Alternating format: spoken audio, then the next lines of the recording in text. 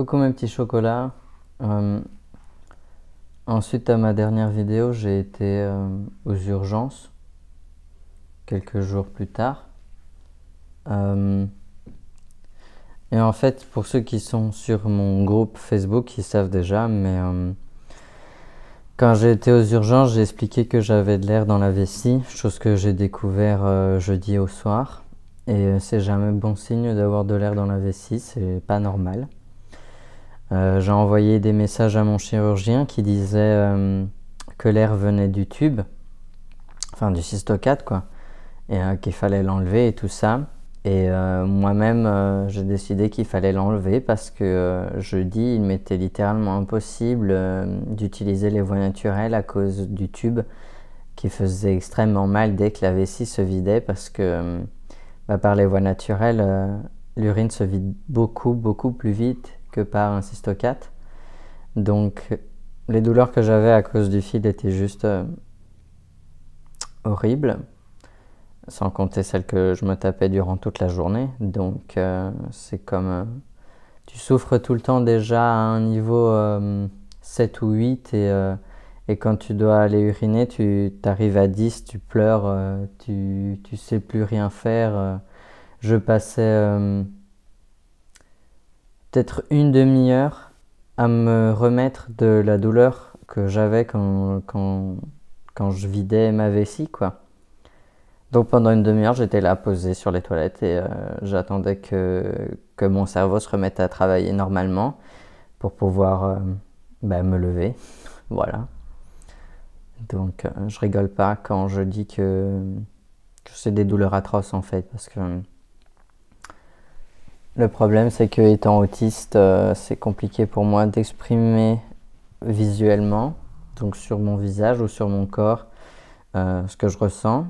Et quand il s'agit de douleur, c'est encore plus flagrant que je ne montre pas ma douleur. Je peux pleurer, je peux crier, je peux me balancer dans tous les sens, mais la plus grosse partie de la douleur reste interne. Et voilà, en gros, je sais que je suis pas des meilleurs pour montrer mes émotions et mes ressentis, mais quand je parle, il faut plus faire attention à mes mots que à mon visage ou à mon expression corporelle, parce que mes mots reflètent ce que je ressens et pas mon non-verbal, qui pour les personnes non autistes, c'est plutôt l'inverse. D'ailleurs, non, je dis c'est pas tous les autistes, hein, mais beaucoup d'entre nous ont des problèmes à montrer les émotions et les ressentis. Donc, en général, il vaut mieux s'en tenir à nos mots que à notre non-verbal. C'est aussi ce qui me pose problème quand je dois voir des médecins, quand je vais aux urgences et tout ça. Donc, je récapitule. J'ai été aux urgences et j'ai demandé à ce qu'on me retire le cystocate parce que j'avais de l'air dans la vessie. Et j'ai dit qu'il me fallait des antidouleurs plus puissants. Alors, j'ai été seulement 3 heures aux urgences au total. On s'est occupé de nous moins rapidement que la fois dernière, mais c'était un samedi, donc voilà. J'ai fait un autre test urinaire, même si là, l'infirmière, plutôt les infirmiers, ou je sais pas exactement, c'était peut-être des jeunes médecins ou quelque chose, hein, je ne veux pas les offenser.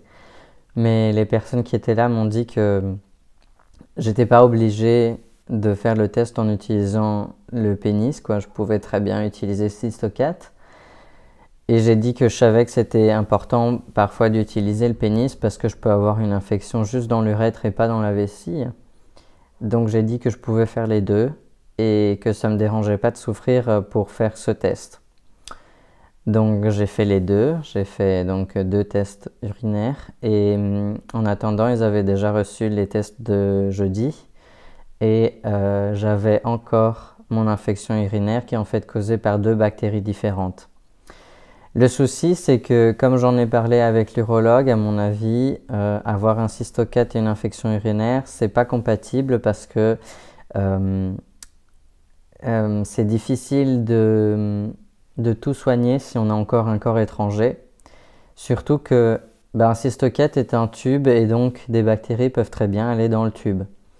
Maintenant, normalement, un cystocat ne devrait pas avoir énormément de tubes dans la vessie. Donc c'est censé être possible, on va dire. Voilà pourquoi, à mon avis, l'urologue n'a pas pensé plus loin que ça. Mais je lui avais quand même demandé de changer au moins le cystocat si elle ne voulait pas le retirer. Elle avait dit qu'elle allait le changer et puis finalement, elle n'a rien fait. À mon avis, c'est parce qu'elle était en retard sur ses autres patients. Et donc, elle a un petit peu négligé ça en se disant qu'il n'y aurait rien de vraiment très mauvais à ça.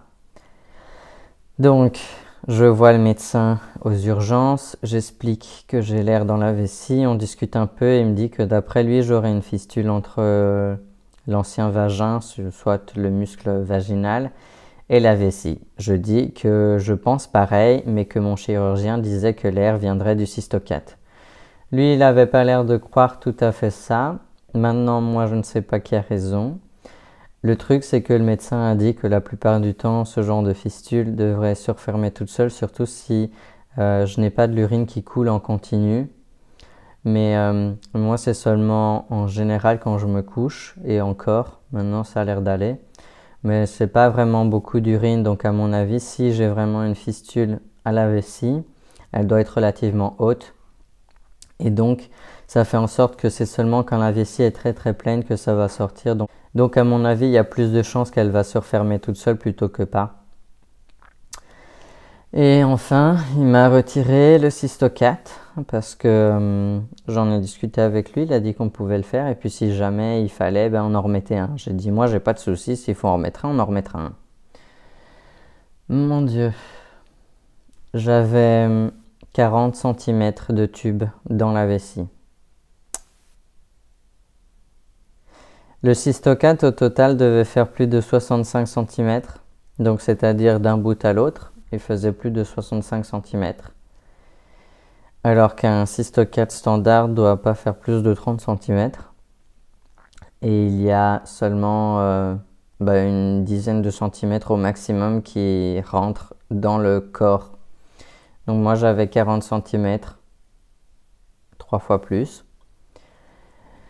Et c'est clairement à cause de ça que j'avais toutes mes douleurs, car une fois qu'il a été retiré, j'ai été tout de suite libéré de ma douleur.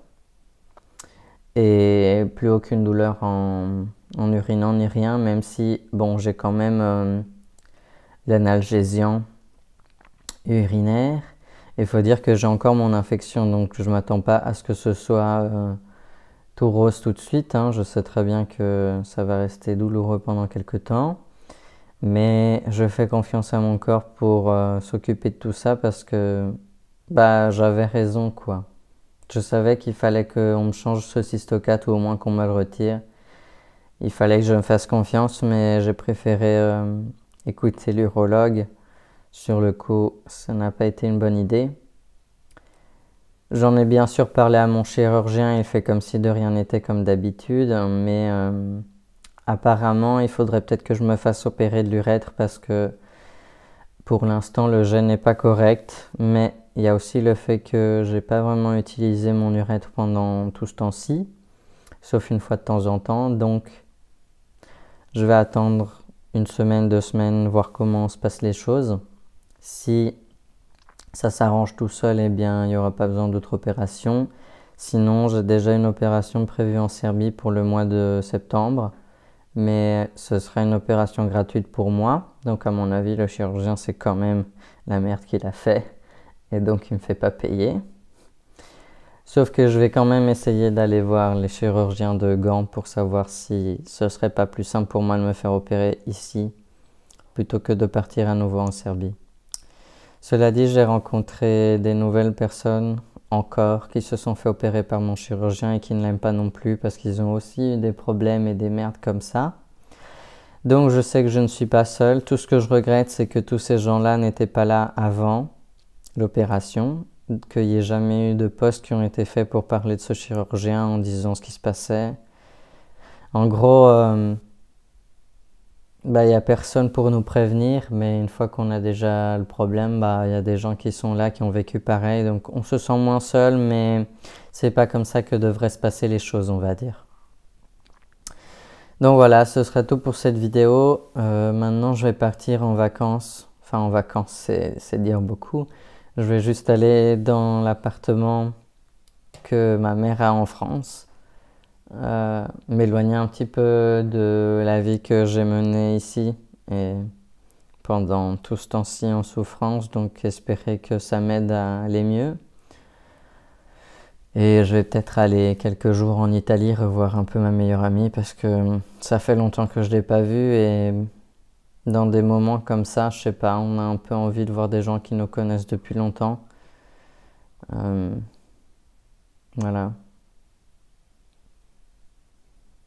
Bon week-end, bonne semaine, amusez-vous bien et on se voit,